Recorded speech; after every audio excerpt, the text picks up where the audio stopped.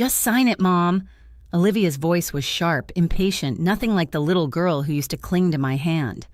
I was still weak, still trying to breathe without pain, and the folder she pushed toward me felt heavier than it should. I opened it slowly, and a photograph slipped out. My fingers froze. There she was, Olivia as a child, my late husband Michael, and standing beside them, Vanessa Hale, a woman I had buried 20 years ago, and somehow my daughter had her in a picture I was never meant to see. If you were sitting where I was, would you sign that paper? Before we go any further, tell me honestly, what would you do in my place? And where are you watching from? Right now, I always read your stories. If this kind of story pulls you in, don't forget to like and subscribe, because I promise you this one only gets darker from here. I didn't sign the papers. I told Olivia I needed time, just a day or two, to read everything carefully. It was the safest excuse I could think of without setting her off. She didn't like it. I could see that immediately in the way her jaw tightened, in the way she exhaled sharply through her nose like she used to do as a teenager when I told her no. But she forced a smile. "Of course, Mom," she said too quickly. "Take your time. I don't want things to get complicated later." That word again, complicated. After she left, the house felt too quiet. Not peaceful, just hollow. Like something had shifted in the air and refused to settle back into place. I sat at the kitchen table for a long time, staring at the folder. The photograph was still lying beside it, face up. I didn't touch it again right away. I couldn't. Instead, I wrapped both hands around my mug of tea, even though it had gone cold, and tried to steady my breathing. 18 months. That's how long it had been since Michael died. Some days, it felt like yesterday, the way the hospital room smelled the hum of machines, the way his hand felt lighter in mine than it ever had in 42 years of marriage. Other days, it felt like I'd already lived an entire lifetime without him. The house had changed after that. Not physically. The walls were the same, the furniture untouched. But the rhythm of it, the quiet moments, the little routines, those were gone. And in their place, there was this constant subtle unease, like I was always waiting for something to happen. Then came the pneumonia. 3 months ago, I had collapsed in this very kitchen. I remember reaching for the counter, my chest burning the room, spinning, and then waking up in a hospital bed with Olivia standing over me. That was the first time I noticed the change in her. Before that, Olivia and we weren't close. Not in the way people imagine mothers and daughters should be. We spoke on holidays. We saw each other a few times a year. She had her life, her job in San Diego, her friends, her routines, and I had mine. There was love, yes, but it was distant, careful. After I got sick, everything shifted. She started calling every day. Then she started visiting every week. Then suddenly she was here all the time, cleaning, organizing, bringing groceries, rearranging cabinets I had used the same way for decades. At first I thought, maybe this was what loss does. Maybe losing her father had shaken something loose inside her. Maybe she realized time wasn't endless. I wanted to believe that. I needed to believe that. But slowly, small things began to bother me. The way she asked about my finances casually, as if it were nothing. So, Mom, do you still have that retirement account Dad set up, or have you thought about what happens to the house long-term, always light, always wrapped in concern, but always there? And then there were the papers. The first time she brought them, I was still recovering. I had just come home from the hospital. I was on medication that made everything feel foggy, like I was moving through a dream I couldn't fully wake up from. She sat me down at the table just like today. "It's just temporary paperwork," she said, "in case anything happens again." I remember flipping through the pages, not really understanding them. Legal terms blurred together. My head hurt. My chest felt tight. "I can sign later," I told her. She hesitated, just for a second, then she smiled and said, "Of course, Mom. No rush." At the time, I was grateful. Now, I wasn't so sure. I looked down at the folder again. This time, I forced myself to open it. The documents were still exactly as I had left them, neatly stacked, crisp, official looking. I didn't need a lawyer to recognize some of the phrases now that I was thinking clearly. Transfer of property, durable power of attorney, medical authority. My stomach tightened. This wasn't just in case paperwork. This was control, full control. I closed the folder slowly, my fingers trembling slightly, and my eyes drifted back to the photograph. I couldn't avoid it anymore. I picked it up. The edges were slightly worn, like it had been handled many times. The colors were faded, but not enough to hide what mattered. Olivia looked about 6 years old. She was smiling, wide, carefree, the kind of smile that used to light up entire rooms. Her hand was in Michael's, and he was looking down at her with that same soft expression he always had when he thought no one was watching. And beside them, Vanessa. Her hair was longer than I remembered, darker. She was smiling too, but not like Olivia, not like Michael. Her smile was knowing, like she understood something the rest of us didn't. I felt a chill crawl up my spine. "Why would you have this?" I whispered, though no one was there to answer. That photo had never been in our home. I would have known. I would have remembered, which meant one thing. It had come from somewhere else, somewhere Michael had kept hidden. A memory surfaced then, sharp and unwelcome, a locked box in the garage. Michael used to keep it on the top shelf behind old tools and paint cans. He always said it was just paperwork things he didn't want cluttering the house. I had never questioned it. Why would 42 years of marriage teaches you to pick your battles? And sometimes it teaches you not to ask questions you're afraid to hear the answers to. I swallowed hard. The air in the kitchen felt heavier now. This wasn't just about the papers, and it definitely wasn't just about Olivia. Something else was underneath all of this. Something older, something buried. And somehow, it had found its way back into my house, back into my hands. I stood up slowly, gripping the edge of the table for support. My body still wasn't as strong as it used to be, but in that moment, the weakness didn't matter. What mattered was clarity. For the first time in months, maybe longer, I felt it. Sharp, cold, certain. Olivia hadn't just come back into my life out of love. She had come back with a purpose. And whatever that purpose was, it was tied to this photo. I looked around the kitchen, the same kitchen where I had raised her, where I had cooked her meals, where I had stayed up late helping with homework, where I had held her when she cried. And for the first time in my life, I felt something I never thought I would feel about my own daughter. Doubt. Real, undeniable doubt. I picked up my phone. There was only one person I trusted enough to call right now. Linda Harper. My finger hovered over her name for a second before I pressed it. As the phone began to ring, I glanced once more at the photograph in my hand. Vanessa Hale was looking straight into the camera, straight through time, and somehow it felt like she had been waiting for this moment. Linda didn't pick up on the first call. That wasn't unusual. She volunteered at the church most mornings, helping with food drives or organizing donations, and she had a habit of leaving her phone buried somewhere at the bottom of her purse. Still, as the line rang and rang, I felt my chest tighten, not from illness this time, but from something sharper. Urgency. By the time I hung up, I knew I couldn't just sit there waiting, not with that photograph in my hand, not with everything inside me starting to come undone. I carried the picture with me into the living room and lowered myself carefully onto the couch.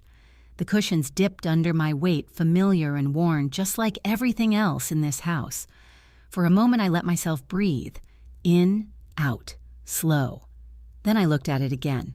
Really looked this time. Olivia couldn't have been older than 6. I tried to place the year her haircut, the dress she was wearing, the way Michael looked younger, less tired. It had to be sometime in the late 1980s, back when things still felt stable, back when I believed my life made sense. The cabin. That's what unsettled me most. I recognized the background now, the wooden railing, the lake stretching out behind them, the soft blur of trees along the shore. It was Michael's private retreat, a small lakeside cabin about 3 hours north. He had bought it years before Olivia was born, said it was for fishing trips and clearing his head. I had only been there twice. Both times I felt like a guest in my own marriage. He never said I wasn't welcome, but he never invited me back either. And Olivia, she had never been there. At least, that's what I had always believed. My fingers tightened around the photograph. That's not possible, I whispered to myself. It can't be. But it was. Right there in my hands. A memory I didn't have, a moment I wasn't part of, a version of my family that existed somewhere outside of me, a version that included Vanessa Hale. I closed my eyes, and just like that, she was there again, not as the woman in the photograph, but as the woman I remembered. Sharp, confident, too comfortable. She came into our lives quietly at first. Michael mentioned her casually, a colleague, someone from the office just helping with a project. I didn't think much of it. Why would I? We had been married for over 20 years by then. We had a child, a home, a routine that felt unshakable. But then she started appearing more often. Phone calls at odd hours, her name slipping into conversations more frequently. Little changes in Michael New Cologne, longer hours and energy that didn't belong to me. I noticed. Of course I noticed. Women always do. But noticing and confronting are two very different things. The night I finally said something, I remember standing in the same house, in the same living room, my hands shaking, my voice barely steady. "Who is she, Michael?" He looked at me like I had just insulted him. "Julia, don't do this," he said. "There's nothing going on." Nothing. Such a simple word, such a powerful lie. We argued that night, really argued, not the quiet disagreements we usually had. Voices raised, accusations thrown, tears I tried not to let him see. And then, just as suddenly as it began, it ended. Vanessa disappeared. Michael told me she had transferred to another office, said it wasn't worth the stress, that he had cut all ties.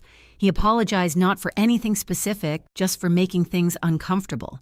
And I let it go, not because I believed him completely, but because I wanted to. Because I had a daughter to raise, a life to protect, a version of my family I wasn't ready to lose. So I buried it.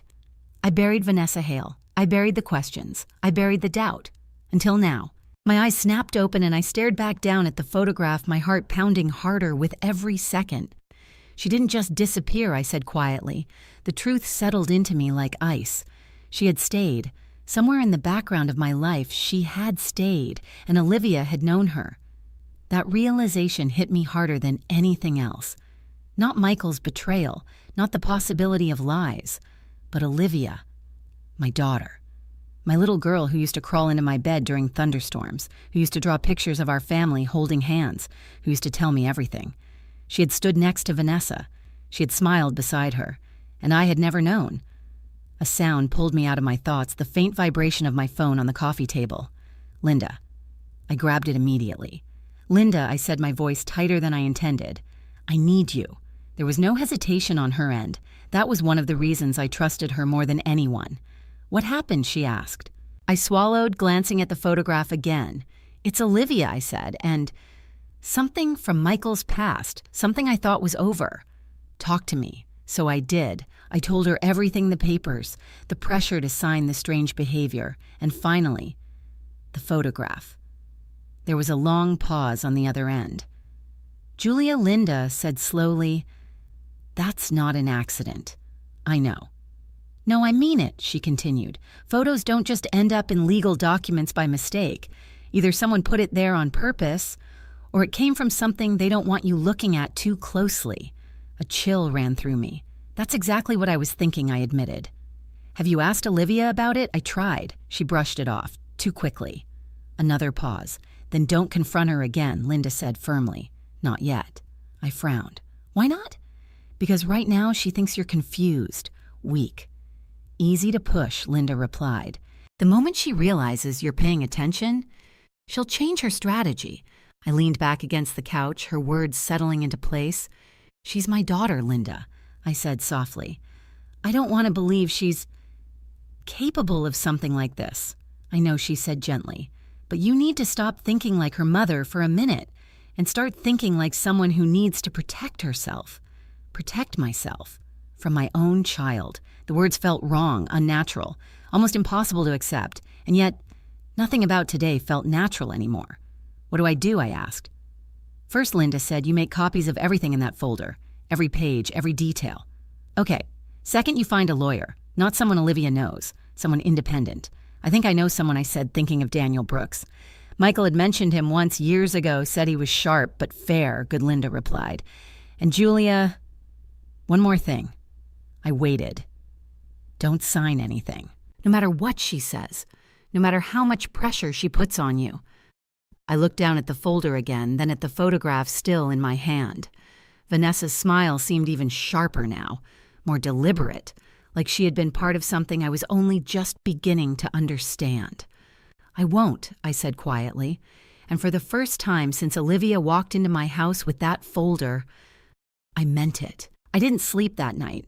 Every time I closed my eyes, I saw the photograph again, Olivia's small hand in Michael's Vanessa, standing just close enough to belong there. Not like a stranger, not like a colleague, like someone who had a place. By 3 a.m, I gave up trying. I wrapped a blanket around my shoulders and walked slowly back into the kitchen, careful with each step. My body still reminded me of my recent illness in quiet, stubborn ways, but my mind wouldn't rest. Linda's words echoed over and over. Don't confront her again, not yet. So instead, I did what she told me. I made copies. Every page in that folder went through my printer one by one. The sound of the machine filled the silence of the house, steady and mechanical, grounding me in something real while everything else felt like it was shifting. Property transfer documents, power of attorney forms, medical authority, and then something I hadn't fully processed before. A competency declaration. I froze. I picked up the copied page and read it again, slower this time. Demonstrates signs of cognitive decline, requires assistance in managing financial and medical decisions. Recommended immediate transfer of decision-making authority. My hands started to shake. This wasn't just about helping me. This was about declaring me incapable, about taking everything from me legally. A tight, cold knot formed in my chest. "Olivia," I whispered, my voice barely audible. I sank into one of the kitchen chairs, the paper still clutched in my hand. My daughter, the girl I raised, the girl I had protected, comforted, sacrificed for in ways she would never fully understand. She had signed her name at the bottom of that page, not as my daughter, but as a witness, as someone confirming that I was no longer able to take care of myself. The betrayal of that, it didn't come as a sharp pain. It came slowly, like something cracking deep inside me, spreading outward, quiet but irreversible. By the time the sun began to rise, I had made copies of everything. I placed them neatly into a separate folder and hid it in the back of a drawer in my bedroom, somewhere Olivia would never think to look. The original folder I left exactly where it had been, on the kitchen table, like nothing had changed, like I was still the same tired, uncertain woman she thought she could pressure, but I wasn't, not anymore. At 9 o'clock, I called Daniel Brooks. He answered on the third ring. "Daniel Brooks." "Mr. Brooks, my name is Julia Cruz," I said, forcing my voice to stay steady. I was hoping to schedule a consultation as soon as possible. There was a brief pause. "Of course, Miss Cruz. What seems to be the matter?" I hesitated. "How do you summarize something like this? My daughter brought me some legal documents to sign," I said carefully. "And I have concerns about what they actually do." His tone shifted, immediately sharper, more attentive. "I see. Can you come in today?" "Yes," I said, without hesitation. "I can." "Good. I have an opening at 11. Bring everything you have. I will." When I hung up, I felt something I hadn't felt in days. Control, even if it was small, even if it was fragile. It was enough. Olivia arrived just before 10. She didn't knock. She never did anymore. She walked in like the house already belonged to her. "Morning, Mom," she said, setting her bag down on the counter. "Did you get a chance to look at the papers?" I forced a small smile, keeping my tone light. "I did," I said. "They're a lot." She laughed softly, but there was no warmth in it. "It's just standard stuff," she said. "You're overthinking it." Standard, that word again. I watched her carefully as she moved around the kitchen, opening cabinets, checking the fridge, adjusting things that didn't need adjusting. It was something she had started doing recently, this quiet takeover of space, as if reorganizing my home made her feel more in control. "I think I'd like a little more time," I said. Her movements paused. For what she asked, not turning around. To understand everything fully. She turned, then slowly. Her eyes locked onto mine. "You don't need to understand every detail, Mom," she said. "That's why I'm here." There it was. Not concern, not support. Control. "I appreciate that," I said gently, "but it's still my decision." Something flickered across her face. Irritation, maybe even anger, but it disappeared just as quickly. "You're making this harder than it needs to be," she said. "Am I?" I asked quietly. "Yes," she snapped, then caught herself. She exhaled and softened her tone. "Look, I'm just trying to protect you. If something happens again, another fall, another hospital visit, this makes everything easier. For who I asked. The question slipped out before I could stop it. Silence filled the room. Olivia stared at me, her expression unreadable. For both of us, she said finally. I nodded slowly as if that answer satisfied me. It didn't, not even close. I actually have an appointment this morning, I added casually. Just to go over everything with someone. Her entire body stiffened. With who she asked immediately. A lawyer, I said. That did it. The mask slipped. What she said, her voice sharper now. Why would you do that? To be thorough. It's not necessary, she insisted. These are straightforward documents. Then it shouldn't be a problem to have someone else look at them, I replied calmly. Her eyes narrowed. Mom, this isn't about mistrust, she said, but her tone said otherwise. It's about efficiency. You don't need to complicate things. There's that word again, I said softly. Complicated. She didn't respond. Instead, she crossed her arms. How long is this going to take, she asked. I'm not sure, I said, however long it needs to. A long, tense pause stretched between us. Then unexpectedly, she laughed. Short, cold. You're being paranoid, she said. Maybe, but not enough. I'll be back this afternoon, I said, reaching for my bag. We can talk then. She didn't try to stop me, but as I walked past her, I felt her eyes on me, sharp, calculating, measuring. The drive to Daniel's office felt longer than it should have. Every red light, every turn, every second alone with my thoughts made the weight of everything heavier. By the time I pulled into the parking lot, my hands were tight on the steering wheel. I sat there for a moment, staring at the building. This was the line. Once I walked in, there was no going back to pretending everything was fine. No more giving Olivia the benefit of the doubt. No more ignoring what was right in front of me. I took a deep breath, then another, and then I opened the door. Daniel Brooks was exactly how I remembered mid-50s, composed, observant, the kind of man who missed nothing. He greeted me with a firm handshake and guided me into his office. Miss Cruz, he said, gesturing for me to sit. Let's take a look. I placed the folder on his desk. This is what my daughter wants me to sign. He opened it without a word. As he read, his expression changed. Subtly at first, then unmistakably. Concern. Then something sharper. Alarm. He looked up at me. Have you signed any of this? He asked. No. Good, he said immediately. Do not. My stomach dropped. It's that bad, I asked. He leaned back slightly, folding his hands. Miss Cruz, if you sign these documents, you will be giving your daughter full legal control over your home, your finances, and your medical decisions. I swallowed hard. I thought so. He shook his head. It's worse than that, he said. This competency declaration, he tapped the page lightly. This is essentially a statement that you are no longer capable of managing your own life. The words landed heavy, permanent, dangerous. And once that's in place, he continued, it becomes very difficult to reverse. A cold wave of realization washed over me. This wasn't temporary. This wasn't help. This was a takeover. I felt my hands curl into fists in my lap. There's something else, I said, reaching into my bag. I pulled out the photograph and placed it on his desk. This was inside the folder. Daniel glanced down at it, then back up at me. Who is she? He asked, nodding toward Vanessa. I held his gaze. That I said slowly is exactly what I intend to find out. Daniel didn't answer right away. He picked up the photograph, carefully holding it by the edges as if it were evidence, which in a way it was. His eyes moved slowly across the image, taking in every detail: Olivia's age, Michael's posture, Vanessa's position between them. He didn't rush. That alone told me how serious this was. Who took this? He asked finally. I don't know, I said, and that's part of the problem. I've never seen it before. He nodded slightly, still studying the picture, and the woman he asked again. Vanessa Hale. I said the name, tasting bitter even after all these years. She worked with my husband decades ago. There were complications. Daniel glanced up briefly. An affair, I never proved it, I replied, but I believed it. And then she disappeared. And your daughter, he asked, tapping lightly near Olivia's image. She was never supposed to be there, I said firmly. That place, that cabin, wasn't part of her childhood. Not like this. Daniel leaned back in his chair, the photograph still in his hand. Miss Cruz, he said carefully, this photo doesn't feel accidental. I let out a slow breath. That's what my friend said. He nodded, and I agree with her. The room fell quiet for a moment.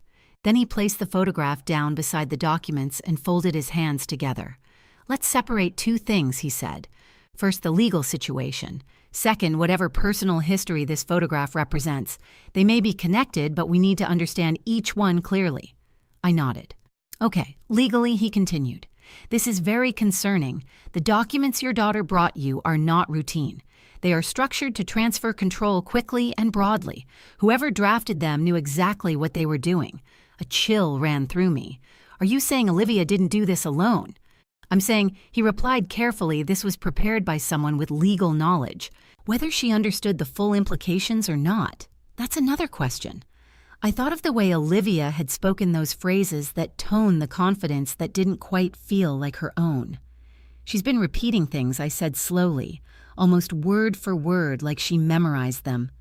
Daniel's expression tightened. "That supports the idea that someone is guiding her." My stomach sank. Guiding her toward what he didn't hesitate, control, and possibly isolation. The word hit harder than I expected. Isolation. From who, from what, from help, from protection, from anyone who might question what was happening. I looked down at my hands, suddenly aware of how easily this could have gone differently. If I had signed those papers without thinking, if I had trusted blindly like I always had, I almost did it, I admitted quietly. Daniel leaned forward slightly. "But you didn't," he said, "and that's what matters." I swallowed. "Can she force me?" I asked. "Legally. Not based on what I've seen so far," he said, "but—" He paused. "But what I pressed, if someone builds a case that you are mentally incompetent through documentation, witness statements, or medical opinions, they could attempt to petition the court for guardianship." My chest tightened. "And this," I gestured toward the competency declaration. "That's part of building that case." Yes, the word felt final, calculated, planned. I sat back in the chair, my mind racing. "She thinks I'm weak," I said quietly, "that I won't question it." Daniel didn't respond immediately. "Have you given her any reason to believe that?" he asked. I hesitated. "Yes," I admitted. "After I got sick, I was confused, tired. I relied on her more than I ever have." He nodded. "That's not unusual," he said, "but it does create an opportunity for someone who wants to take advantage of the situation." The way he said it, calm factual, made it worse, because it wasn't emotional. It was real. "What do I do now?" I asked. Daniel leaned back, slightly thinking. "First," he said, "you do nothing that alerts her to what you know. You continue as if you're considering the documents." I nodded slowly. "Second, I'm going to review these in detail and check who drafted them. There will be a record there, always is." "Okay, third?" He glanced at the photograph again. "We need to understand how this ties in, because I don't believe it's unrelated." Neither did I. "Her name was Vanessa Hale," I repeated. "And if this is connected to her, then it goes back a long time." "How long?" he asked. 30 years, I said. He raised an eyebrow slightly. "That's not just history," he said. "That's something that's been buried. Exactly, buried, until now." "There's more," I said after a moment. Daniel waited. "I found financial records," I continued. "Payments my husband made, regularly, for years." "To Vanessa?" he asked. "I think so. The initials match." And one note said, I hesitated, the word still unsettling. "Support through O's 18. Daniel's expression sharpened.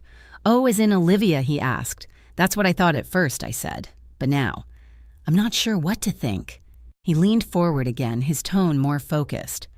"Miss Cruz, I need you to consider something carefully," he said. I braced myself. "If your husband was making long-term payments to this woman," he continued, "there are a few possible reasons, none of them simple." I felt my pulse quicken. "Such as support," he said, "for a child, for silence, for a legal agreement that never went through court." Each possibility hit like a weight pressing down on my chest. "A child?" I repeated. "Yes," I shook my head instinctively. "No, that's not Michael would have told me." Daniel didn't argue. He just watched me. And in that silence, doubt crept in. Because deep down, I knew something. Michael had not told me everything. I had chosen not to see it. "That photo," Daniel said gently, "your daughter is in it. That means whatever this situation was, it wasn't separate from your family. It intersected with it." I closed my eyes briefly. Intersected. That was one way to describe it. Another would be invaded. "What about the son?" I asked suddenly. Daniel looked at me. "What son? Vanessa's son," I said. "Marcus Hale." His posture shifted immediately. "How do you know about him?" I remembered I said. "Linda helped me piece it together. Vanessa had a child. He would be around Olivia's age now." Daniel reached for his computer. "Marcus Hale," he repeated, typing quickly. A few seconds passed, then his eyes narrowed slightly. "Well, he said that's interesting." My heart skipped. "What?" He turned the screen slightly toward me. "Marcus Hale has recently filed inquiries related to estate records," he said. "Specifically, your husband's estate." The room seemed to tilt slightly. "He's looking into Michael?" I asked. "Yes." Why Daniel met my eyes, that he said, is the question we need to answer next. A cold, creeping realization settled over me. This wasn't just about Olivia. This wasn't just about those papers. This was bigger, older, more dangerous. Whatever Michael had hidden, it wasn't buried anymore. And now, it was coming for me. I didn't drive home right away. After leaving Daniel's office, I sat in my car with the engine off, hands resting on the steering wheel, staring at nothing. The world outside moved as usual, people crossing the streetcars, passing sunlight reflecting off windows. But inside me, everything had shifted. Marcus Hale. The name echoed in my head like something unfinished, something I had heard before but never fully understood. He's been looking into Michael's estate. Daniel's words replayed over and over. Not recently widowed curiosity, not coincidence, deliberate, targeted, and somehow connected to Olivia. I finally turned the key in the ignition, but instead of heading home, I drove in the opposite direction, toward the past. Michael's storage unit was still active. I hadn't had the heart to close it after he died. It felt like shutting a door too permanently, like admitting there was nothing left to discover. So I kept paying the monthly fee, telling myself I'd sort through it someday. That someday had arrived. The unit was on the edge of town in one of those quiet industrial strips where everything looked the same. Rows of metal doors, faded numbers. Silence, broken only by distant traffic. I stepped out slowly and made my way to Unit 214. My hands trembled slightly as I unlocked it. The metal door rattled as it rolled upward, revealing a dim, dusty space filled with stacked boxes, old furniture, and pieces of a life I thought I understood. For a moment, I just stood there. This was Michael's world, the parts he didn't bring home, the parts he kept separate. I stepped inside. The air smelled faintly of wood and paper, aged and untouched. I moved slowly, scanning the boxes. Most were labeled in Michael's handwriting: tax records, tools, fishing gear, ordinary things, safe things. But I knew better now. The truth wasn't going to be in the obvious places. It never is. I started with the boxes labeled financial. Inside, there were folders neatly organized, dated, structured. That was Michael. He liked order. He liked control. I flipped through them carefully. Bank statements, investment summaries, receipts. At first, everything looked normal. Then I saw it. A series of transfers, regular, consistent, monthly, the same amount, the same initials. VH. My breath caught. I pulled the documents out, laying them side by side on a nearby box, scanning the dates. They went back years. Not just months, not just a short period, years. "Why would you do this?" I whispered. This wasn't a one-time mistake. This was commitment, obligation, or guilt. I kept digging. Another folder, more records, and then a note. Handwritten, short, precise. Final payment scheduled through 018. I stared at it. The same note I had mentioned to Daniel. At first I had assumed it meant Olivia, but now I wasn't sure. Because if it wasn't Olivia, then who? A cold realization began to form, slow and terrifying.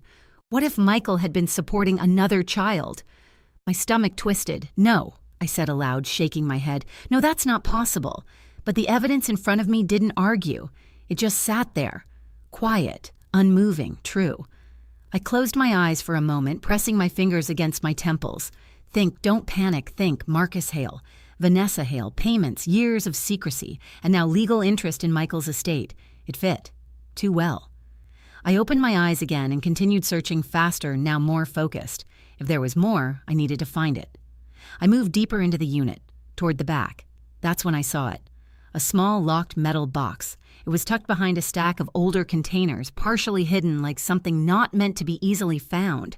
My heart began to pound. I recognized it immediately. Michael's lockbox. I hadn't seen it in years. He used to keep it in the garage when Olivia was younger, said it held important documents. I had never opened it, never asked. Trust, or maybe fear. I knelt down slowly, pulling it out into the light. It was heavier than I expected. The lock was still intact. Of course it was. Michael never left things unfinished. I sat there on the cold concrete floor, staring at it. This was it. Whatever he had kept from me, it was inside. For a moment I hesitated, because opening that box meant something. It meant I was ready to let go of the version of my life I had believed in. The version where Michael was honest, where my marriage, even with its flaws, was real, where my daughter's world began and ended with me. I took a deep breath, then I reached into my purse. I still had the spare key. I don't know why I kept it all these years. Maybe part of me always knew this moment would come. My hands trembled slightly as I inserted it into the lock. There was a soft click. The sound echoed louder than it should have in the quiet unit. I lifted the lid slowly. Inside, documents, photographs, letters, a life I had never been allowed to see. I picked up the first envelope. It was worn edges slightly bent, as if it had been handled many times. My name was written on the front, Julia, in Michael's handwriting. My breath caught. He had written to me, but never given it to me. I stared at it for a long moment before opening it. Inside was a letter, several pages. I unfolded them carefully and began to read. Julia, if you are reading this, then it means I never found the courage to tell you the truth while I was alive. My vision blurred instantly. I blinked hard, forcing myself to continue. There are things I should have told you years ago, things I convinced myself were better left buried, not because I didn't love you, but because I was afraid of losing everything. My hands tightened around the paper. Afraid. Michael had been afraid. Vanessa Hale was not just a mistake. She became part of a situation that I didn't know how to fix. My chest felt tight, heavy. There was a time when I believed a child involved might be mine. The words hit like a physical blow. I stopped breathing. A child. My hands began to shake uncontrollably now. I forced myself to keep reading. I was never certain, but the possibility was enough to bind me to something I didn't know how to escape. Tears blurred the page. I wiped them away quickly. No, not yet. I needed to see this through. I made decisions to protect you, to protect Olivia, but in doing so I created a silence that has lasted too long. Olivia. My heart skipped. What did Olivia have to do with this? I read faster now, desperation creeping in. There are things about the year Olivia was born that you don't know. Everything inside me went still, completely still, like the world had just paused. And if the truth ever comes out, it will change how you see everything. I couldn't read the rest. Not yet. The words hung in the air around me, heavy and suffocating. The year Olivia was born. What could possibly be connected to that? I lowered the letter, slowly, my mind racing, my heart pounding harder than it had in years. This wasn't just about Michael. This wasn't just about Vanessa. This wasn't just about Marcus. This was about Olivia, about my daughter, about something so deeply buried in the foundation of my life that I had never even thought to question it. And now, it was rising to the surface, piece by piece, truth by truth, and I had a feeling I wasn't ready for what came next. I don't remember standing up. One moment I was sitting on the cold concrete floor of the storage unit, Michael's letter trembling in my hands, and the next I was on my feet, pacing in a tight circle, like the air around me had suddenly become too thin to breathe. There are things about the year Olivia was born that you don't know. The sentence wouldn't leave me alone. It echoed louder with every step, pressing against memories I had locked away for decades. Not because I didn't care, but because I thought I already knew the truth. Because I trusted what I had been told. Because I trusted him. I forced myself to stop moving. Running in circles wasn't going to change anything. I needed to think. I looked back down at the open lockbox. There were more letters inside. More documents. More pieces of a story I had only just begun to understand. But I couldn't read them yet. Not until I steadied myself. I pressed my palm flat against the edge of the box and took a slow breath. Then another, the year Olivia was born. I closed my eyes, and just like that, I was there again. The hospital room had been too bright. I remember that clearly. The lights felt harsh, unnatural, like they were exposing everything instead of comforting it. I had been exhausted beyond anything I had ever experienced before. Labor had gone longer than expected. Complications. Words like monitoring and precaution floated in and out of conversations I barely understood at the time. Michael had been there. I remember his hand gripping mine. I remember his voice low and steady telling me everything was going to be fine. And then nothing. A gap. A blank space in my memory that I had never questioned. Because after that, there was Olivia. Placed in my arms. Perfect. Healthy. Mine. Or so I believed. My eyes snapped open. "No," I whispered. But the doubt was already there. It had been planted, and now it was growing. I turned back to the lockbox and reached inside again, my movements slower this time, more deliberate. If Michael had left answers, they were here. They had to be. I pulled out another envelope, this one thinner sealed with no name on the front. Inside, there were documents, official-looking, medical forms. My heart started to race again as I unfolded them. Hospital records, dates, times, patient numbers. I scanned them quickly at first, then more carefully. My name was there. Julia Cruz, admission date, delivery time, and then something else. A second record, same hospital, same date, different name, Vanessa Hale. My breath caught in my throat. No. I flipped between the two documents, my eyes darting across the details, trying to make sense of what I was seeing. Same day, same hospital, same wing. My hands began to shake again. "Why were you there?" I whispered, as if Vanessa could somehow answer me across time. I read more carefully now. Both records showed complications. Both listed newborns.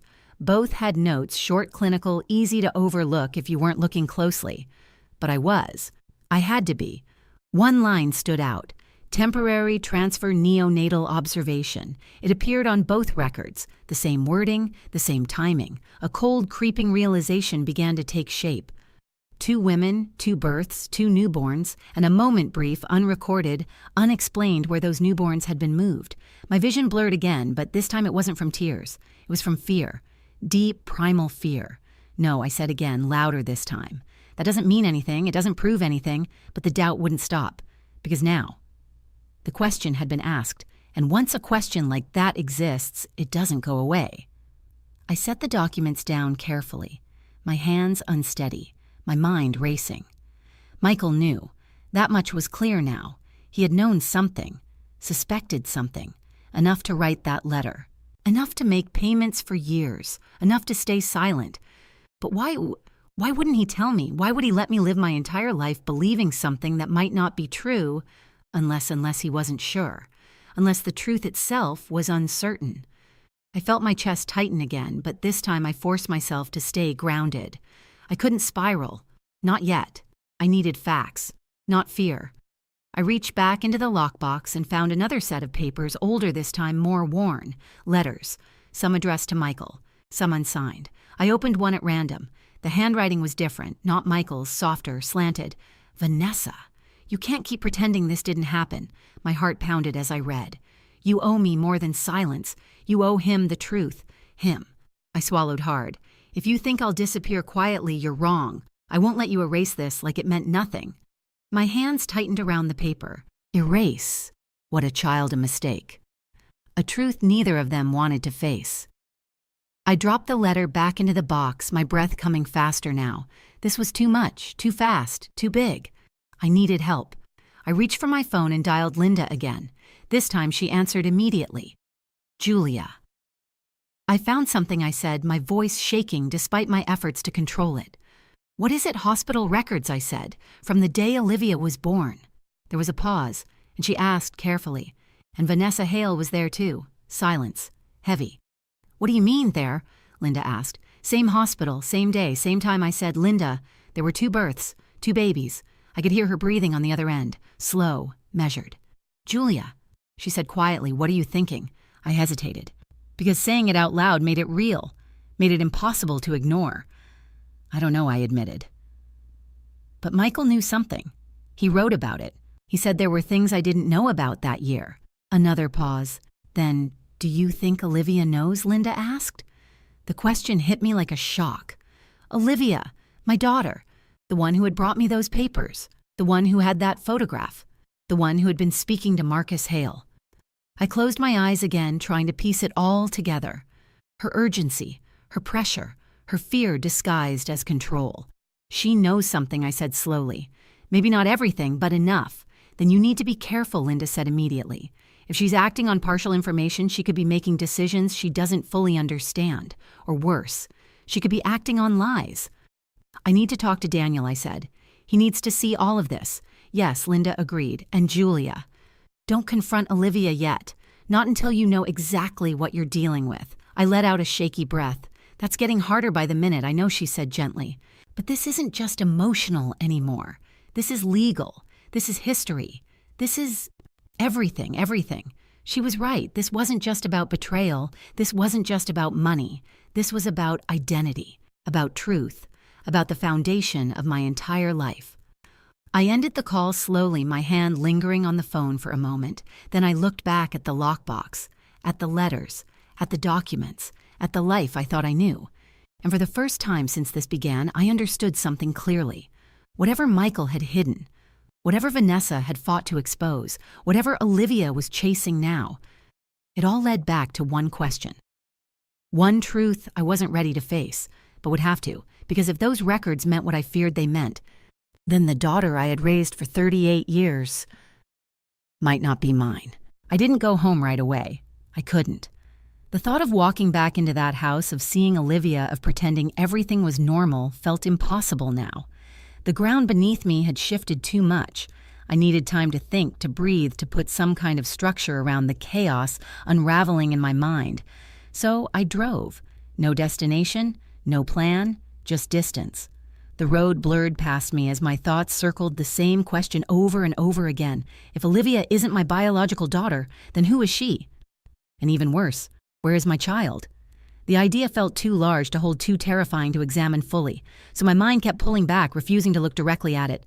Instead, it focused on smaller things, details, clues, pieces. Marcus Hale, Vanessa's son. If Vanessa had given birth the same day I did, then Marcus could be. I stopped the thought immediately. No, I said out loud, gripping the steering wheel tighter. Don't jump ahead. But the connection was there, whether I wanted it or not. Marcus had been contacting Olivia. Marcus had been looking into Michael's estate. Marcus had somehow provided Olivia with that photograph. And now Olivia was trying to take control of everything.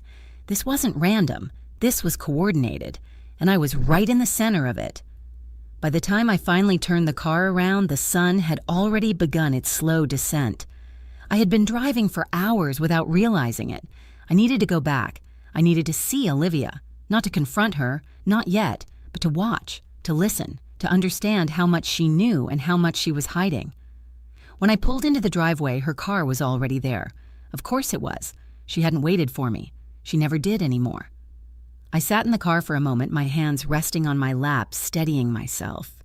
You can do this. You've done harder things. I took a deep breath, then opened the door. The house was quiet when I stepped inside. Too quiet. Olivia, I called. No answer. I moved slowly through the living room, then toward the kitchen. That's when I heard it. Her voice. Low. Outside.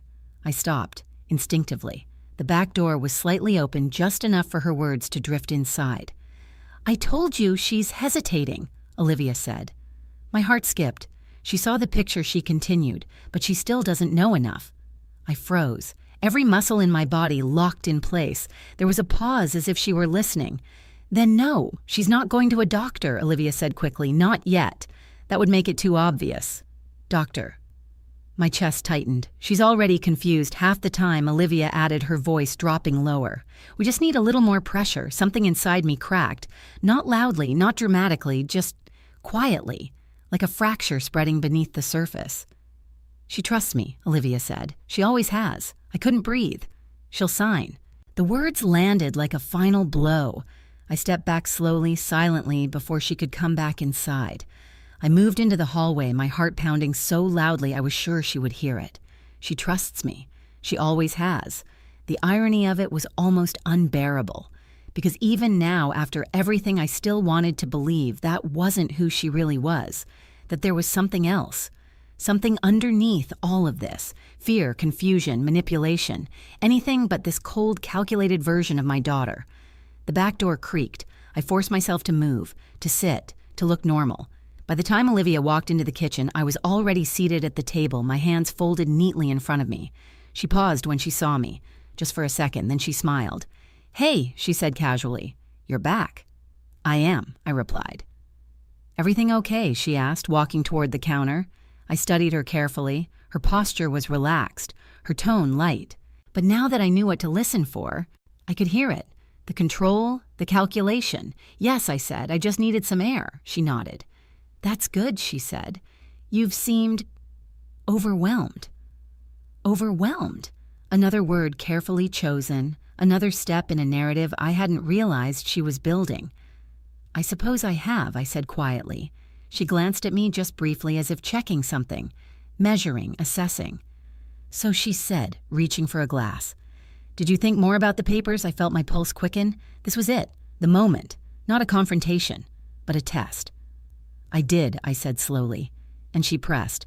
I tilted my head slightly, watching her. "I think I need to understand a few things better first." Her shoulders stiffened, like what I picked my words carefully. "The competency declaration," I said. "It says I'm showing signs of cognitive decline." She didn't react immediately. Too controlled, too prepared. "It's just standard language," she said after a moment. "They include that in all these documents." "That's not what it looks like," I replied gently. Her eyes flickered. "Just for a second, it's for your protection," she insisted, "in case something happens." "And if nothing happens," I asked. She hesitated. "Then it's still better to have things in place." "Of course. Always better, always safer, always her way." I nodded slowly as if I were considering it. "I understand that," I said, "but I'd feel more comfortable having someone else look at it." Her expression changed instantly. "You don't trust me?" she asked. There it was, the shift. From calm to emotional, from control to guilt. I held her gaze. "It's not about trust," I said softly. "Then what is it about?" she pressed. "Clarity," I said. The word hung between us. She didn't like that answer. I could see it. Because clarity was the one thing she didn't want me to have. "You're overcomplicating this," she said, her tone tightening. "There's that word again," I replied quietly. She exhaled sharply. "Mom, I'm trying to help you." I almost laughed, not because it was funny, but because I had just heard her say something very different outside, on the phone. She's already confused half the time. The words echoed in my mind. I leaned back slightly in my chair, studying her. "Olivia," I said gently, "who have you been talking to about this?" The question caught her off guard. I saw it immediately. "No one," she said too quickly. "Are you sure?" "Yes," she snapped. "Why would you even ask?" That I held her gaze steady and calm. "Because you sound like someone else," I said. Silence. Heavy. Uncomfortable. For the first time since this began, she didn't have an immediate answer. And in that silence, I saw it. Not just manipulation, not just control, but something else. Fear. Real, raw fear. And suddenly, I understood something I hadn't before. Olivia wasn't just pushing me. She was under pressure. From someone. From something. And whatever that pressure was, it was strong enough to turn my daughter into someone I barely recognized. The question was, who? And how far were they willing to go? Olivia didn't answer my question. Not really. She looked at me, really looked this time, and for a brief moment the confidence she had been wearing like armor slipped. It wasn't gone completely, but I saw the crack. Fear. Then it disappeared just as quickly. "You're tired, Mom," she said, turning away from me as if that settled everything. "We don't need to do this right now." Deflection classic, but now that I knew what I was looking at, it didn't work the way it used to. "I'm not tired," I said calmly. She didn't turn back around. "I think you are," she replied, "and I think you're overthinking things that don't need to be complicated." That word again, complicated. It wasn't just a habit, it was part of a script. "Olivia," I said, my voice steady, "I'm going to have a lawyer review the documents." This time she turned. Fast, what she said. "I already made an appointment," I continued. "It's just to understand everything clearly." Her eyes narrowed. "You already went, didn't you?" I didn't answer immediately. That was enough. "You did," she said, her voice tightening. "You went behind my back, behind her back." The irony of it almost made me smile. "I didn't go behind your back," I said. "I made a decision about my own life. "That's not what this is about," she snapped. "This is about making sure you're protected, from what I asked." She hesitated. And in that hesitation, everything spoke louder than words. "From making mistakes," she said finally. I leaned forward slightly. "And who decides what counts as a mistake?" She didn't answer. Instead, she crossed her arms, her posture closing off. "This is exactly what I was afraid of," she said. "You're letting other people get in your head, other people." So she knew, or at least suspected. "Who would that be?" I asked quietly. She didn't respond right away. "Then I don't know," she said. "Your friends. Some lawyer trying to make money off you." "It doesn't matter. The point is they don't have your best interests at heart, and you do," I asked. "Yes," she said immediately. Too immediately, too rehearsed. I studied her for a long moment. "You really believe that?" I said. I know that she insisted, but her voice wasn't as steady as before. Not quite. And that was when I realized something important. Olivia wasn't just lying to me. She was trying to convince herself. I sat back in my chair, letting the silence stretch. Then slowly I spoke again. "Who is Marcus Hale?" The reaction was instant. Her entire body went rigid. Her eyes snapped to mine wide for just a fraction of a second before she tried to recover. "Who?" she said. Too late. I had seen it. "Marcus Hale," I repeated. "Who is he, Olivia?" "I don't know what you're talking about," she said, turning away again, moving toward the sink as if she suddenly had something urgent to do. But her hands were empty. There was nothing there. "Really?" I said softly. "Because he seems to know a lot about us." That stopped her. Completely. Her back was still to me, but I could see the tension in her shoulders, the way she held herself, like she was deciding something, calculating, choosing her next move. Slowly, she turned around. Her expression was different now, less defensive, more cautious. "Where did you hear that name?" she asked.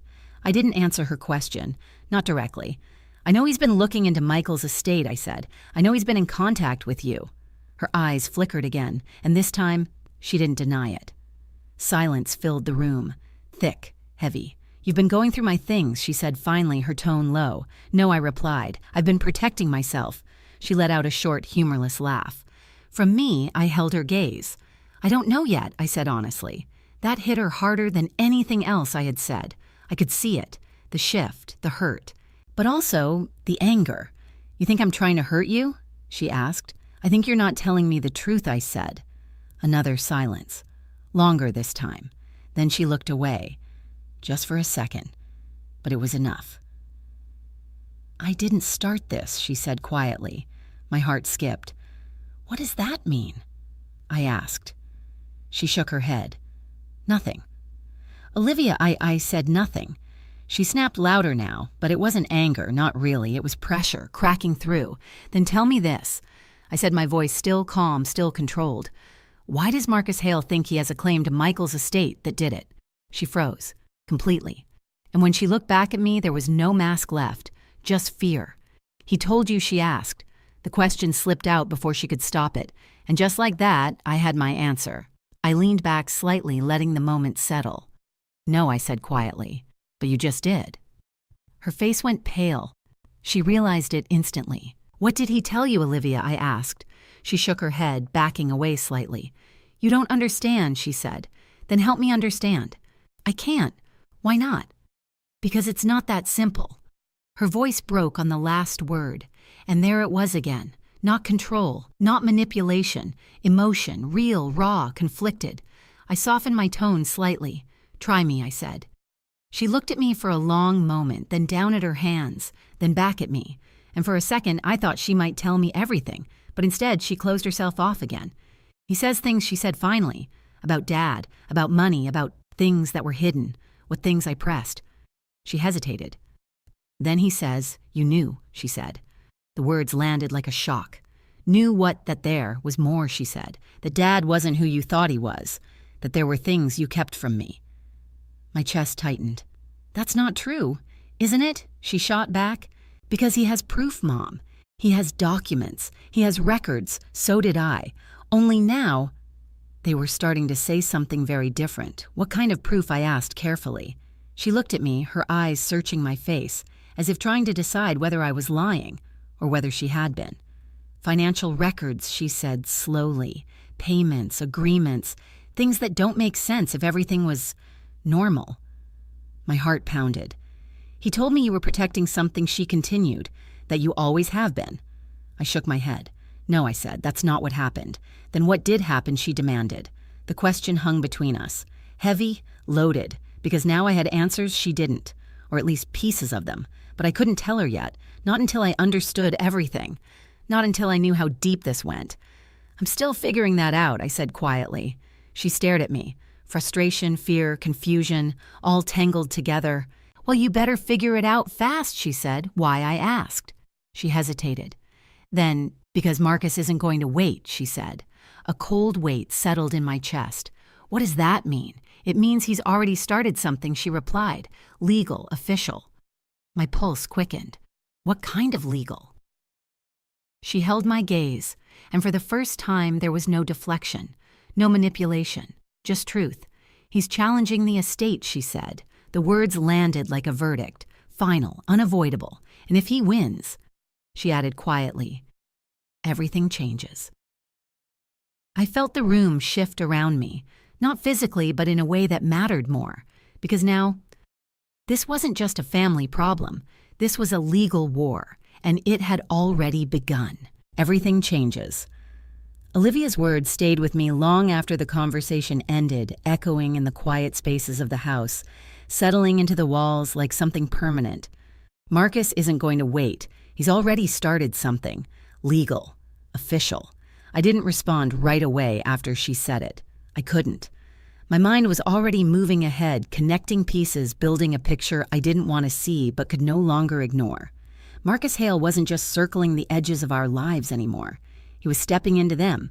And whatever he believed, whatever story he had built about Michael, about Vanessa, about me, he was ready to fight for it. That night, Olivia stayed. She didn't say much after our conversation. Neither did I. We moved around each other carefully like strangers who had suddenly found themselves sharing the same space. She made dinner, though neither of us ate much. The silence between us wasn't empty. It was full of things we weren't saying. Questions. Accusations. Truths waiting to surface. At one point, I caught her looking at me. Not with anger, not even with suspicion, but with something softer, something uncertain. And for a brief moment, I saw my daughter again, not the woman who had brought me legal documents to sign, not the one who had been speaking in rehearsed phrases, but the child who used to look at me like I could fix anything. Then it was gone, replaced by distance, by doubt, by whatever Marcus had put into her head. I didn't sleep much. Again. But this time it wasn't just fear keeping me awake. It was resolve. I had spent too many years accepting things I didn't fully understand. Too many years choosing peace over truth. Too many years trusting that what I didn't know couldn't hurt me. I was wrong. By morning, I had made a decision. I was going back to the cabin. The drive north felt different this time. Focused. Intentional. The road stretched ahead of me, winding through trees and quiet stretches of land that hadn't changed in decades.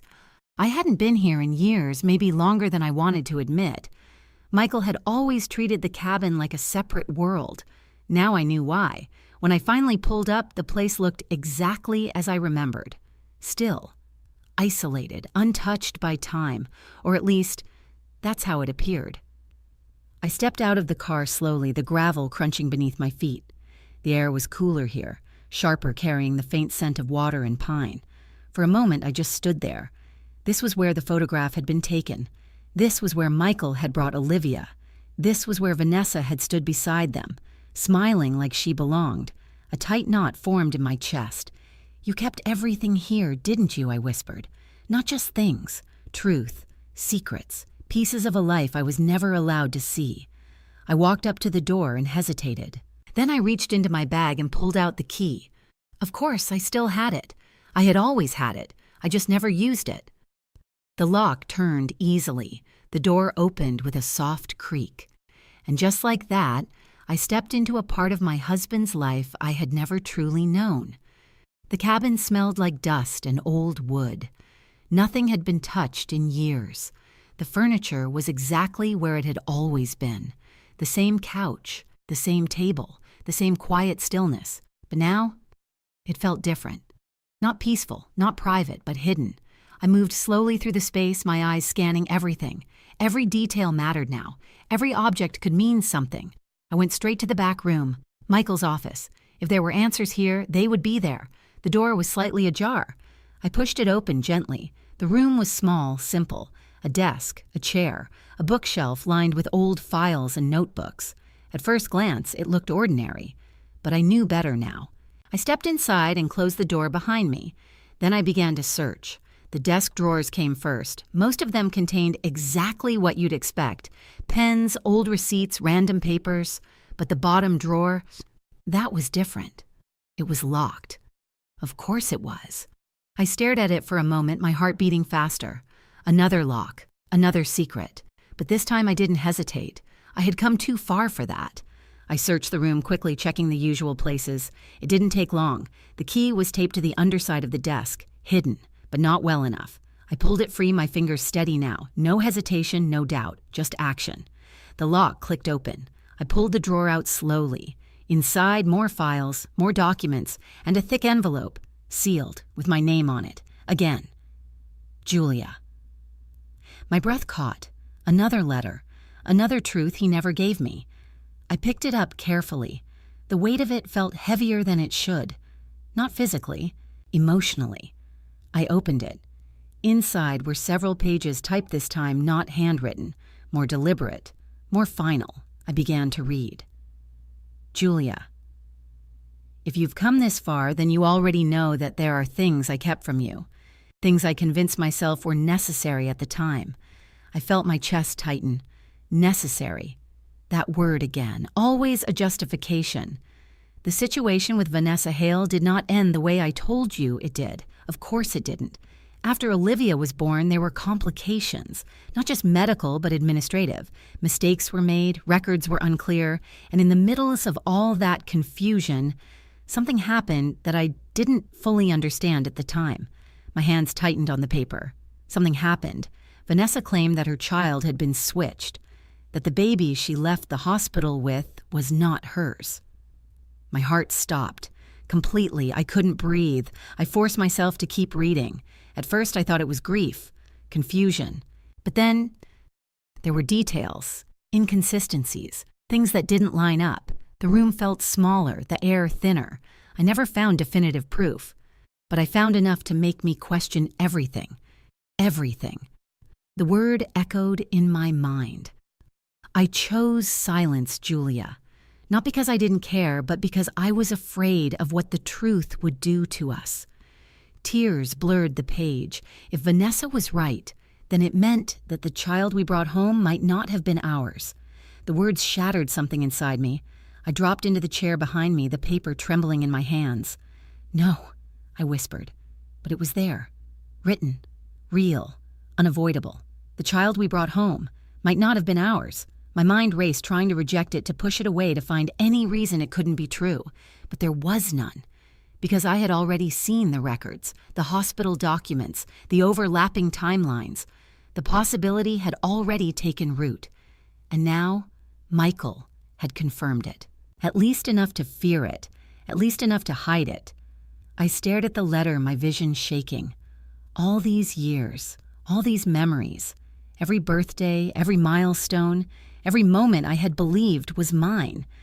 What if it wasn't? What if the life I had built was built on something that had never been certain? A cold realization settled over me. This wasn't just about Olivia anymore. This wasn't just about Marcus. This wasn't just about Michael's secrets. This was about identity, truth, reality itself. And if this letter was right, then somewhere out there was another child, mine, and I had never known. I don't remember how long I sat there. Minutes, hours. Time had lost its shape the moment I read those words. The child we brought home might not have been ours. They replayed in my mind over and over again, each time cutting deeper, each time stripping away another layer of certainty I had built my life on. I had always believed there were two kinds of truths, the ones you know and the ones you don't. I never imagined there was a third kind, the kind you live with every day without realizing it's a lie. I forced myself to breathe, in, out, slow, steady, because if I let myself fall apart now, I might not come back from it. I looked down at the letter again, my hands trembling but still holding it tightly. Michael had known, not everything, but enough. Enough to doubt, enough to hide it. Enough to make decisions that shaped the rest of our lives. And he had never told me. Not once. Not when Olivia was a child. Not when she grew up. Not even when he was dying. A fresh wave of pain surged through me, different from grief, sharper than betrayal. This wasn't just about what he had done. It was about what he had taken from me. The chance to know the truth. The chance to choose. The chance to be a mother. Fully, honestly, without doubt. I closed my eyes for a moment, pressing my fingers against the bridge of my nose. Think, I whispered to myself. Don't fall apart. Think. Because this wasn't over. Not even close. If anything, it was just beginning. I went back to the papers in the drawer. If Michael had left this letter here, there had to be more. And there was. Tucked beneath the envelope were additional documents, older, more official. Copies of hospital records, correspondence, notes. I spread them out across the desk, forcing myself to read carefully this time. Not emotionally, not as a wife, not as a mother, but as someone searching for facts, dates, times, signatures. The hospital records matched what I had already found. 2 births, same day, same facility, temporary neonatal transfer, no clear follow-up, no correction, no explanation, just silence. The correspondence was worse. Letters between Michael and someone at the hospital. Formal at first, then increasingly tense. We have reviewed the matter and found no evidence of procedural error. Due to the passage of time, records are incomplete. Further investigation is not recommended. I clenched my jaw. Not recommended. Of course it wasn't. Because the truth, if it existed, would have been messy, complicated. That word again, always used to avoid something deeper. I flipped to another document. This one wasn't from the hospital. It was from Vanessa. Handwritten, emotional, unfiltered. You think I'm crazy, but I know what I felt. I know what I saw. That baby wasn't mine. My chest tightened. You can ignore me all you want, Michael, but I won't stop. I won't let this disappear. Disappear, like she had, like everything had, until now. I leaned back in the chair, my mind spinning. Vanessa had believed it. Michael had doubted it. The hospital had dismissed it. And I had never even known it was a question. A quiet, terrifying thought began to take shape. What if Vanessa was right? And if she was? What if Marcus wasn't who he thought he was either? The pieces shifted in my mind, rearranging, reframing, Marcus Hale, Olivia Cruz, 2 lives built on assumptions, 2 identities that might not be what they seemed. And now, those lives were colliding, because of money, because of inheritance, because of secrets that refused to stay buried. I pressed my hand flat against the desk, grounding myself. This isn't about money, I said aloud. It never was. Not really. It was about truth, about who belonged where, about who had been given what and who had lost something without ever knowing it. And suddenly, everything Olivia had said made a different kind of sense. He has proof. You knew. You were protecting something. She believed I had hidden this from her, that I had known all along, that I had chosen silence, just like Michael had. A sharp pain hit my chest. No, I whispered. No, I didn't know. But how could she believe that, from her perspective, there were documents, payments, secrets, and me, the one constant in all of it? Of course she thought I knew. Of course she thought I was lying. I pushed back from the desk and stood up slowly, my legs unsteady. I needed to move, to do something. Sitting here wasn't going to change anything. I gathered the documents carefully, placing them back into the envelope, then into my bag. The photograph, the letters, the records, all of it. This wasn't just evidence anymore. It was the foundation of whatever came next. The drive back felt shorter, not because the distance had changed, but because my mind was focused now. Clear. For the first time since this began, I wasn't reacting. I was planning. When I pulled into the driveway, Olivia's car was still there. Of course it was.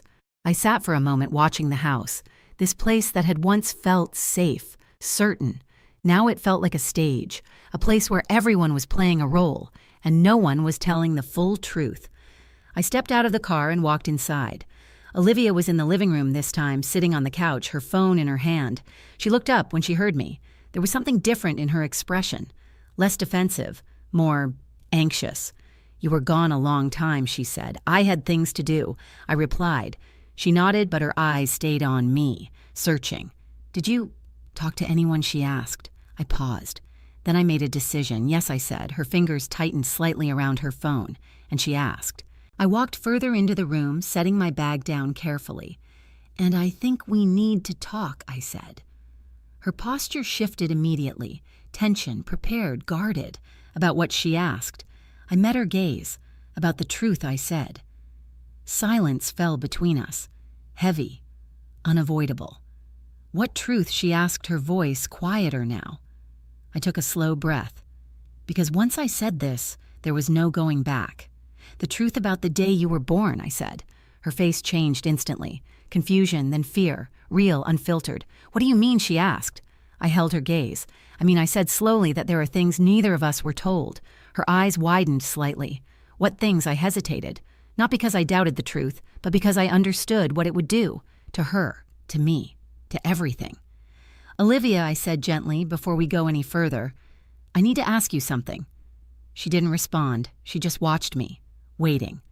"What did Marcus tell you?" I asked. The question landed hard. I saw it, felt it, and this time she didn't deflect. She didn't deny, she didn't get angry. She just looked at me, and for the first time since this began, she looked unsure.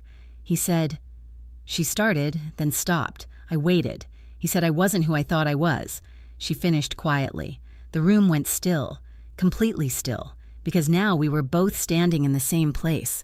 On the edge of a truth neither of us could avoid any longer. The words hung between us like something fragile and dangerous. He said I wasn't who I thought I was. For a moment neither of us moved. I could hear the faint ticking of the clock on the wall, the hum of the refrigerator in the kitchen, ordinary sounds that suddenly felt too loud, too sharp, like the world was trying to remind us that everything outside this room was still normal. But nothing inside it was. "Tell me exactly what he said," I asked quietly. Olivia didn't answer right away. She looked down at her hands, her fingers tightening around her phone like it was the only solid thing left in her world. "I didn't believe him at first," she said finally, her voice low. "I thought it was some kind of scam, some crazy story to get money." I stayed silent, letting her speak, letting her choose how much truth she was ready to give. But then he showed me things, she continued. Documents, old records, bank transfers, letters. My chest tightened. "So you believed him?"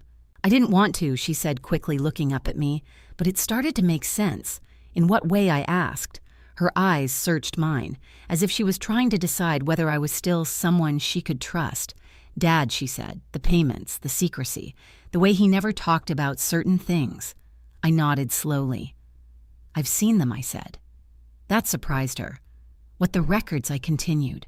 "The payments to Vanessa, the notes, the letters." Her face changed instantly. "You knew?" she asked. "No," I said firmly. "I found them recently, just like you did." She stared at me, trying to read me, trying to decide if I was lying. "I didn't know any of this, Olivia." I said softer now. "Not until now." The tension in her shoulders eased just slightly, but it didn't disappear. "Then why didn't you tell me?" she asked. The question hit harder than I expected, because I didn't know, I repeated, and because I'm still trying to understand it myself. She looked away again, frustrated, conflicted. "He said you were hiding something," she muttered. "I wasn't. He said you always protected Dad," she added, "no matter what." I swallowed. That part wasn't entirely untrue. "I protected our family," I said carefully. "There's a difference." She didn't respond because she didn't agree. I could see that. To her, it probably looked the same. Silence stretched again. Longer this time. Heavier. Then he said, "I might not be your daughter."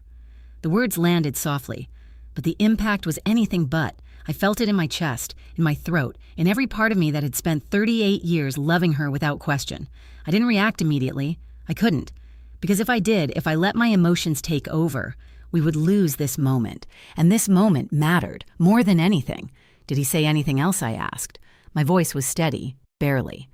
Olivia hesitated, then nodded. "He said there was another child," she said. "That something happened at the hospital. That there was a mistake."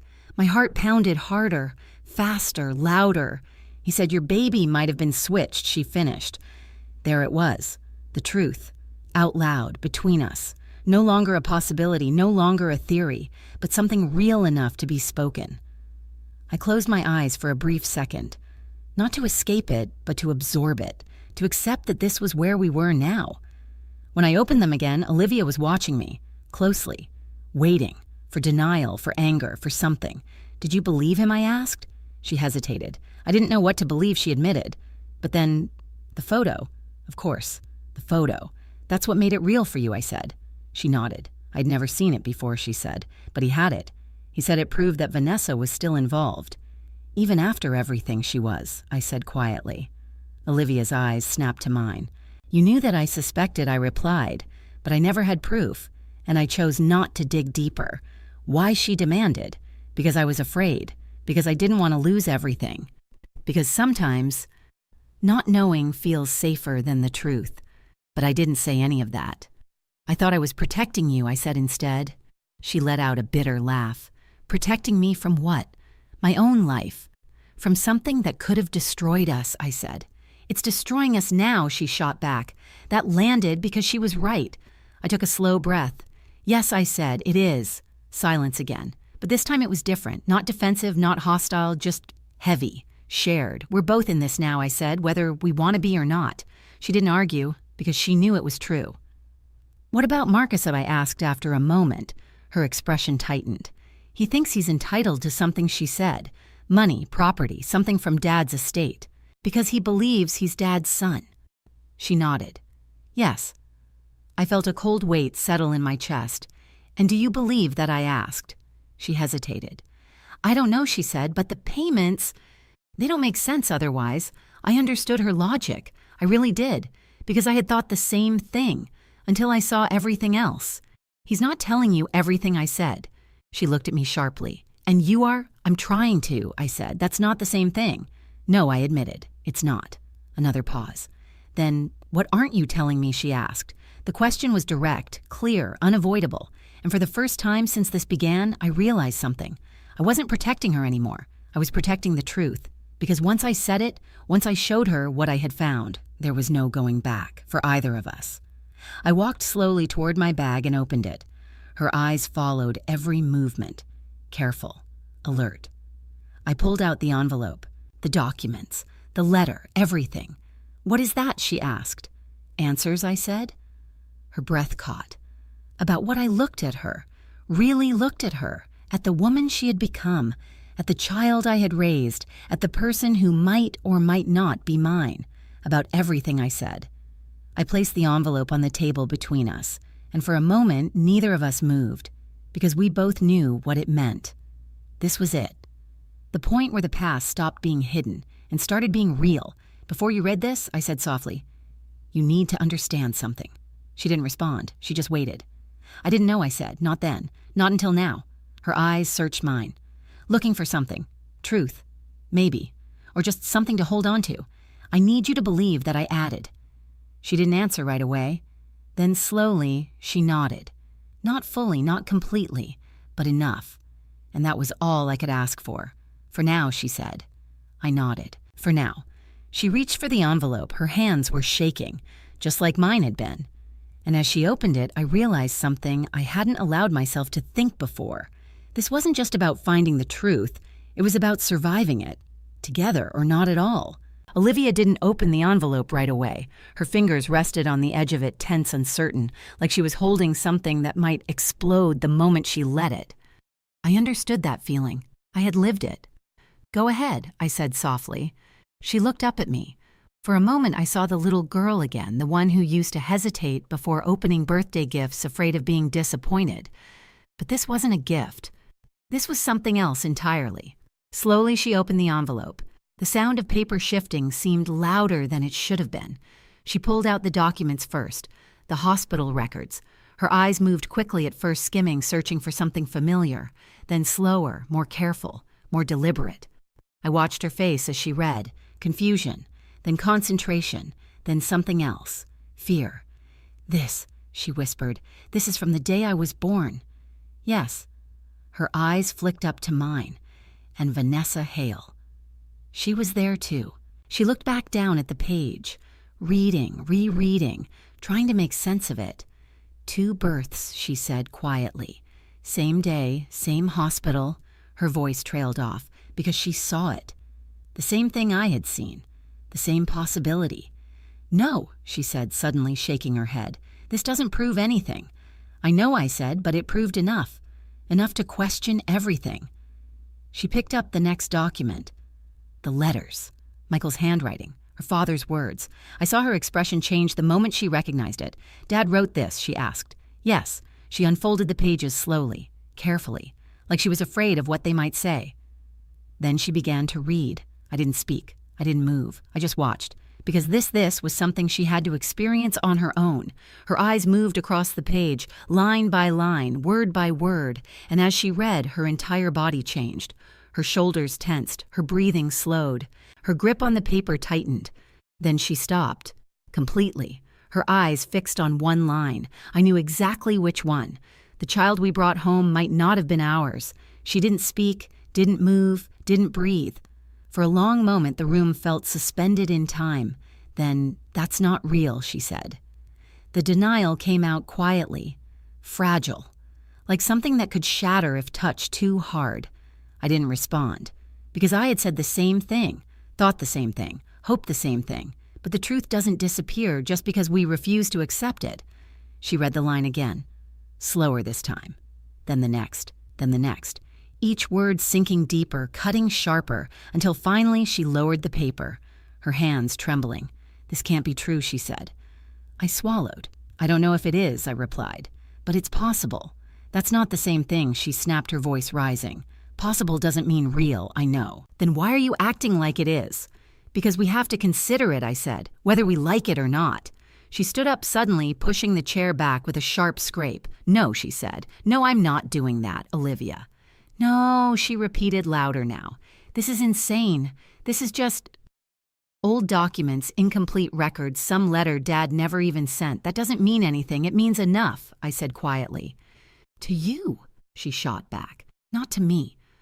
Her words hit harder than I expected, because they weren't just about the documents. They were about us, about the difference between what I had discovered and what she was willing to accept.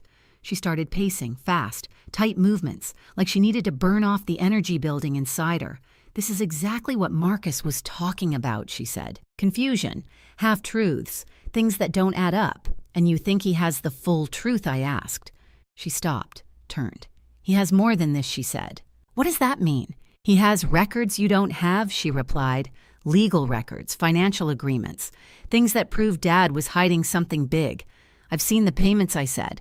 I know there was something. Then you know he was lying, she said. Yes, I said, but not necessarily about what you think. She frowned. What's that supposed to mean? It means, I said carefully, that Marcus might not be telling you the full story either. Her expression hardened. Why would he lie? Why would he tell the truth, I countered. She hesitated, just for a second. But it was enough. He has a reason, she said finally. A claim. To what? To what's his, she said. And how does he know what's his? I asked. She didn't answer. Because she couldn't. Because none of us knew. Not really. I stepped closer. Slowly. Carefully, Olivia, I said softer now. What if he's wrong? She shook her head immediately. He's not. How do you know? I just do. That's not an answer. It's enough for me. The words came out sharp, defensive, but underneath them I could hear it. Doubt. Small. But there. You're scared, I said. That stopped her. I'm not scared, she snapped. Yes, you are, I said gently. You're scared that everything you've believed about yourself might not be true. Her eyes flashed. And you're not. She shot back. The question hit. Because it was fair. Because it was real. Because it was exactly what I had been feeling. I am, I admitted. That surprised her. She hadn't expected that. But being scared doesn't change the truth, I continued. It just makes it harder to face. Silence. Heavy. Unavoidable. She looked down at the papers again, at the letter, at the life that was unraveling in front of her, then back at me. What if it's true, she asked quietly. The question was different this time. Not defensive, not angry, just real, honest. I took a slow breath. Then we find out what it means, I said. For who, she asked. For both of us, she swallowed. And Marcus? I shook my head slightly. Marcus doesn't get to decide who we are, I said. Not without proof. He says he has proof. Then we need to see it. I replied. She hesitated. "You want to meet him?" she said. It wasn't a question. It was a realization. "Yes," I said. Her eyes searched mine. "You think he's lying. I think he's hiding something," I said. "And if he's not, then we deal with that," I said. She looked away, thinking, processing, struggling. "Then he wants to meet anyway," she said. My pulse quickened. When soon she replied. He said, "It's time to put everything on the table." I let out a slow breath. Of course he did. Because that's how people like him operate. They control the timing, the setting, the narrative. But not this time. "Then we meet him," I said. Her head snapped up. "Just like that?" "Yes." "You're not even going to question it." "I already am," I said. "That's why I want to hear it directly." She stared at me, trying to understand, trying to decide if this was strength or recklessness. "Okay," she said finally. One word. But it changed everything. Because now we weren't on opposite sides anymore. Not completely. Now we were standing in the same place, facing the same unknown. And whatever came next, we would face it together. Or we would fall apart trying. Either way, the truth was coming, and there was no stopping it. We didn't sleep much that night. Not because we were afraid of Marcus, not even because of what we might hear from him, but because something had shifted between us. For the first time since all of this began, Olivia and I weren't circling each other like opponents. We weren't hiding behind half-truths or rehearsed lines. The distance was still there, but it wasn't growing anymore. It was holding, fragile, uncertain, but real. The meeting was set for the next afternoon. Daniel insisted on being there. "I'm not letting you walk into this unprepared," he said firmly over the phone. "If this man is making a legal claim, then we treat it like one." I agreed. This wasn't just a conversation anymore. This was a confrontation, and we needed to be ready. The meeting took place in Daniel's office. Neutral ground, controlled, safe, or as safe as something like this could be. I arrived early with Olivia. We didn't talk much on the drive there.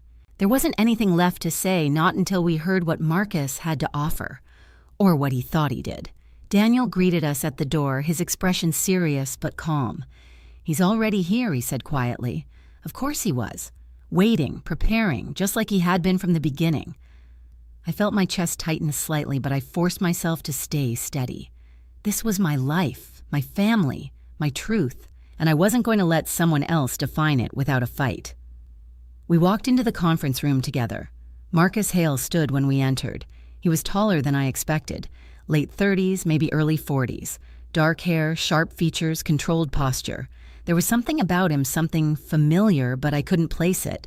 Not immediately. Then he looked at me, and I saw it. Michael. Not exactly, but enough.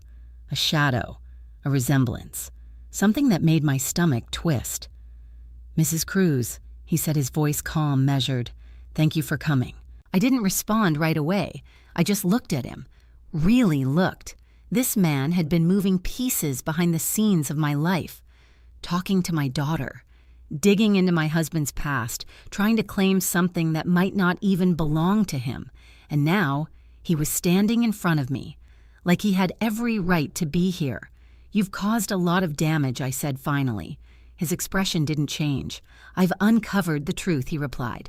"No," I said quietly. "You've uncovered a version of it." That made him pause. Just slightly, but I saw it. Daniel gestured for everyone to sit. We did. Olivia beside me. Marcus across from us, Daniel at the head of the table. Control, structure, exactly what we needed. "Let's be clear about why we're here," Daniel said. "Mr. Hale, you've initiated inquiries into the estate of Michael Cruz. You've also made claims directly and indirectly regarding your connection to him. Today is your opportunity to present whatever evidence you believe supports those claims." Marcus nodded. Calm, confident, prepared. "I appreciate that," he said. He reached into his briefcase and pulled out a folder. Of course he did. Another folder, another set of papers, another attempt to rewrite my life. He placed it on the table, opened it, and slid several documents forward. Financial records, he said. Payments made by Michael Cruz to Vanessa Hale over the course of 18 years. I didn't look at them. I already knew. "I've seen them," I said. That surprised him just slightly. "Then you understand the implication," he replied. "I understand that money was transferred." I said, "I don't accept your conclusion." His eyes narrowed. Those payments weren't random, he said. They were structured, consistent, timed. Yes, I said, I know. They ended when I turned 18. The room went still. I felt Olivia tense beside me. Daniel leaned forward slightly. And what conclusion do you draw from that? Daniel asked. Marcus didn't hesitate.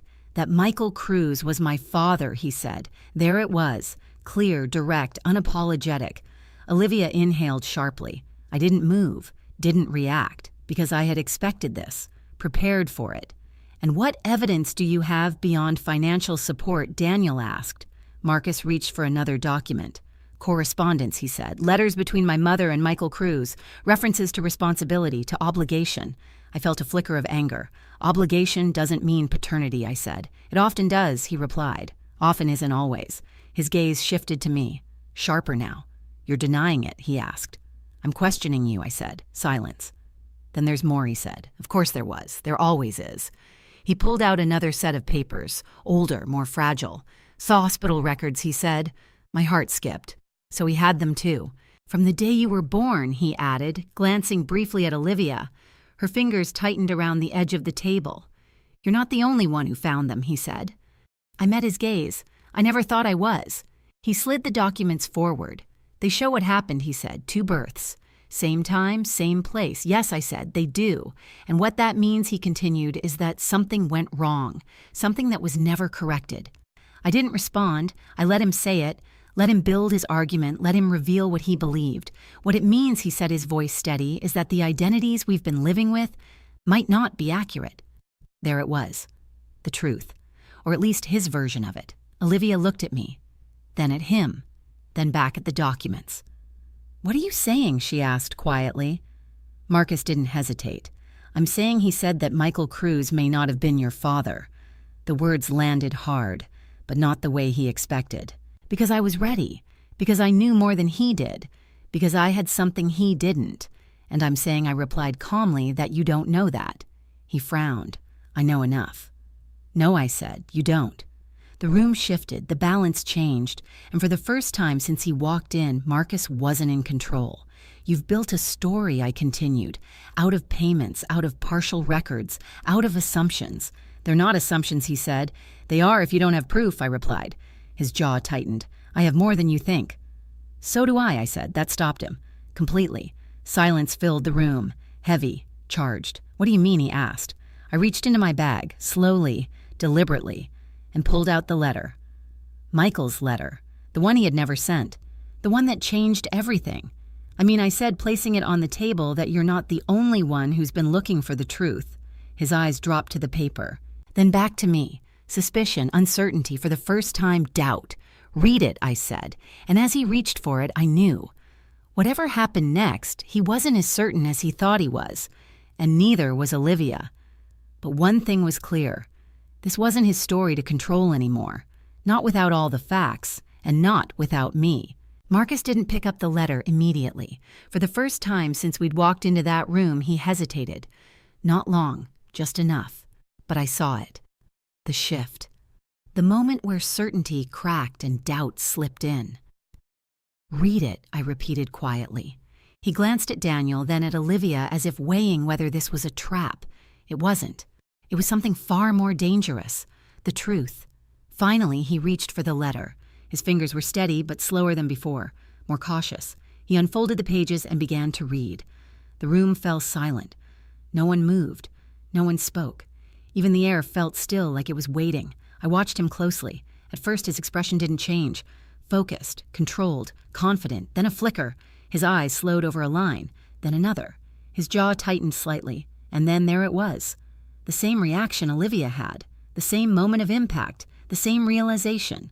Whatever he thought he knew, it wasn't complete. He lowered the letter slowly. This... He started, but stopped. The certainty in his voice was gone, completely. This doesn't prove anything, he said finally. I almost smiled, because I had said the exact same thing. It proves enough, I replied. He shook his head. No, it raises questions. That's not the same. Exactly, I said. That caught him off guard. You're the one who's been acting like you have all the answers, I continued. I'm the one saying we don't. Silence. Heavy. Uncomfortable. Daniel leaned forward slightly. Mr. Hale. He said, "Do you have any definitive proof of paternity, DNA, legal acknowledgement, anything that would hold up in court?" Marcus didn't answer right away, because he couldn't. I saw it in his face, the hesitation, the calculation. "No," he said finally.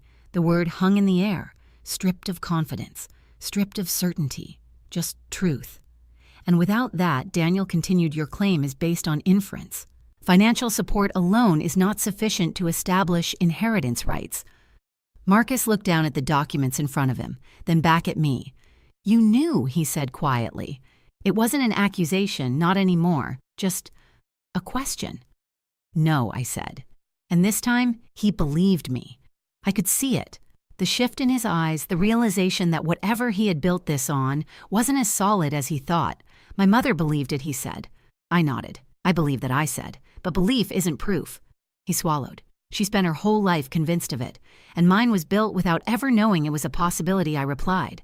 That hit him, because now we weren't opponents. We were two people standing in the same place, looking at the same broken truth, from different sides. Olivia shifted beside me. I glanced at her. Her eyes were on Marcus now, not with anger, not with trust, but with something new, distance. "What happens now?" she asked quietly. No one answered immediately, because the truth was, there wasn't a clear answer. Not yet. Not without more information. Not without more evidence. Not without more truth. "I can pursue testing," Marcus said after a moment. "DNA. Legal channels. Yes," Daniel said. "You can. And if it confirms what I think it will," Marcus asked. Daniel didn't hesitate. "Then we deal with that reality." Marcus nodded slowly. Then he looked at me again. "And if it doesn't," I held his gaze. "Then you've built your life on something that wasn't true," I said. He flinched, just slightly, but I saw it, because I knew exactly how that felt. Olivia exhaled slowly. "What about me?" she asked. The question was quiet, but it carried more weight than anything else in the room. I turned to her, and for a moment everything else disappeared. The documents, the claims, the past, all of it, gone. There was just her.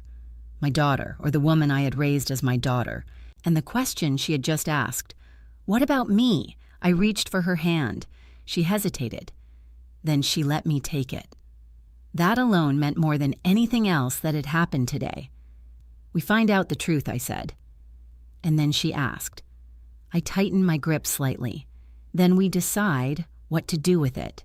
She looked at me, searching for certainty, for reassurance, for something solid in the middle of all this uncertainty.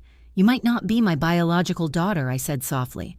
Her eyes filled slightly. I felt it, deep, sharp, but I didn't look away. Because I needed her to hear this. To me, I continued, that doesn't change what we've lived, what we've shared, what we've been to each other. Her breath caught. "It doesn't erase 38 years, I said. "It doesn't erase who you are to me." A tear slipped down her cheek. She didn't wipe it away. "And it doesn't give anyone else the right to come in and tell us what our relationship is worth," I added. She squeezed my hand, tight, like she was holding on to something. Or maybe, like that she was trying not to let go. Marcus looked between us, quiet, no longer pushing, no longer certain, just watching, and maybe understanding, a little. "This isn't just about inheritance," I said, turning back to him. "It never was." He nodded slowly. "I see that now." "Good," I said, "because whatever the truth is, it belongs to all of us, not just you." He looked down at the letter again, then back at me. "I didn't mean to," he started. But he didn't finish. He didn't need to, because we all knew what he meant. The damage had already been done. The question now was what came next. The weeks that followed weren't easy. There were tests, legal processes, more documents, more waiting, more moments where everything felt like it might fall apart again. But something had changed. Olivia stayed, not because she had to, but because she chose to. She stopped pushing the papers, stopped repeating those phrases, stopped trying to control something she didn't fully understand. And slowly, carefully, we started talking again. Not about everything, not all at once, but enough. Enough to rebuild something, piece by piece, truth by truth. As for Marcus, he didn't disappear, but he didn't push either. He waited, like we did, because now he understood this wasn't just a claim, it was a life, and lives don't get rewritten overnight. One afternoon, months later, I sat alone at the kitchen table. The same table where all of this had started. The same place where Olivia had slid that folder toward me and said, "Just sign it, Mom." I had almost done it. I had almost handed everything over. Not just my home, not just my independence, but my voice, my truth, my life. All because I trusted without questioning. All because I chose comfort over clarity. I picked up the photograph, the one that had started everything. Olivia, Michael, Vanessa, 3 people frozen in a moment I was never meant to see. I studied it carefully, not with fear, not with anger, but with understanding. This wasn't just a picture, it was a door. And once I opened it, everything changed. But not everything was lost. Because in the end, I didn't lose my daughter. I found her again. Not through blood, not through certainty, but through truth. And this time, it was real. The truth doesn't always arrive gently. Sometimes it breaks into your life without warning through a word, a memory, or something as simple as a photograph hidden in the wrong place. And when it does, it doesn't just change what you know, it changes who you are. For most of my life, I believed family was something fixed, something certain, something you didn't question. I was wrong. Family isn't built on what's easy. It's built on what survives the truth. Because the truth will come sooner or later. And when it does, you have 2 choices. You can run from it, or you can face it. Facing it hurts. It forces you to see things you never wanted to see, to question things you thought were unshakable, to stand in uncertainty without knowing what comes next. But it also gives you something powerful, clarity. And with clarity comes choice. I almost lost everything because I was afraid to question what was in front of me. I almost signed away my life because I trusted blindly instead of thinking for myself. But one moment, one photograph stopped me. And sometimes, that's all it takes. So if you're listening to this right now, ask yourself, what would you have done? Would you have signed the paper, or would you have looked closer? I'd really love to hear your thoughts. Tell me in the comments where you're watching from and what you would have done in my place. And if this story meant something to you, if it made you think or feel or question something in your own life, don't forget to like and subscribe. Because stories like this, they don't just entertain us, they remind us to pay attention,